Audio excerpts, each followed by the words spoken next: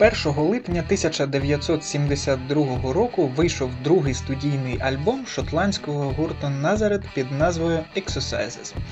Альбом був записаний в одній з лондонських студій, а продюсером стає тоді ще малозвісний Рой Томас Бейкер. В цьому альбомі відчувається вплив альбому American Beauty гурту Grateful Dead. В цілому він мав більш легке звучання, ніж дебютний, і витриманий переважно у стилях блюз-рок та фолк-рок.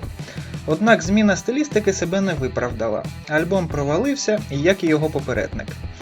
Після виходу Exercises музичні критики заявляли, що у гурті не простежується якийсь певний музичний напрямок, немає єдності стилю в композиціях, хоча матеріал зроблений на достатньо професійному рівні. Однак музиканти не зважали на критику і продовжували експериментувати і відточувати на репетиціях і гастролях свою майстерність.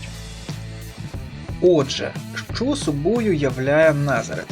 Історія шотландського гурту почалася в 1961 році, коли басист Піт Егню став одним з учасників кавер-гурту The Shadeds, що був сформований у його рідному місті Данфермлайн.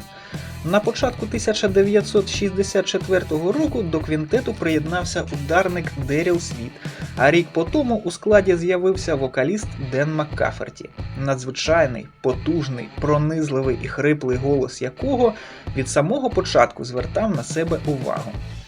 Після 3 виступів у місцевих залах гурт взяв до свого складу гітариста Менні Чарлтона. У грудні 1968-го колектив розлучився з 5-м учасником Елфі Мюрреєм і змінив свою назву на Nazareth.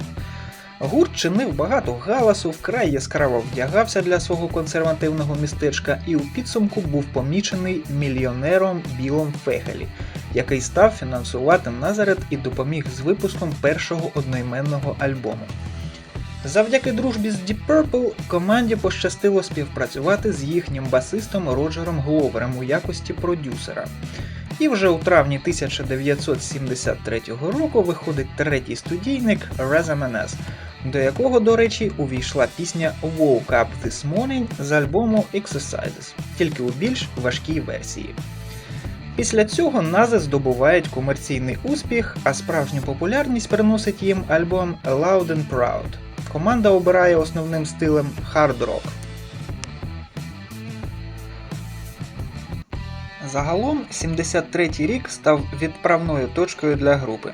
Після кількох успішних проєктів з Гловером, Nazareth випускають нетипово важкий альбом Hair of the Dog 75-го року, продюсером якого стає Менні Чарлтон. І саме ця робота стає краєкутним каменем в історії Hard and Heavy. Також у 1975-му виходить добірка кращих хітів, до якої було включено композицію Love Hurts, що отримала всесвітню відомість завдяки Nazareth і з тих пір виконується на кожному їхньому концерті. Того ж року Маккаферті на хвилі успіху Назів випускає сольний проект під назвою Ден Маккаферті. Незважаючи на те, що наступні студійні альбоми більше не потрапляли у британські чарти, період з 1976 по 1978 рік є найпотужнішим у кар'єрі гурту, зокрема знаковим став альбом No Mean City, що разом з Hair of the Dog вважається найважчим в історії Nazareth.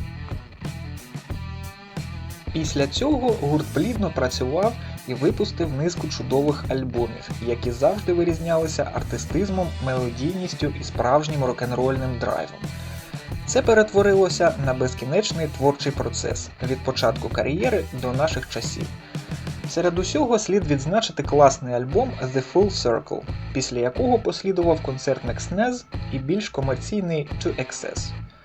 У 2013 році Ден Маккаферті пішов з гурту через проблеми зі здоров'ям, але продовжує студійну сольну кар'єру. Його місце зайняв Карл Сентенс. Гурт продовжує записувати альбоми і гастролювати в оновленому складі. На жаль, 80-ті роки трохи відсунули гурт на задній план, але тема продовжується. Нази, як і раніше, мега-круті чуваки, грають неперевершену музику, а їхня банда з історією у більш ніж півстоліття і досі бажаний гість на світовій рок-сцені.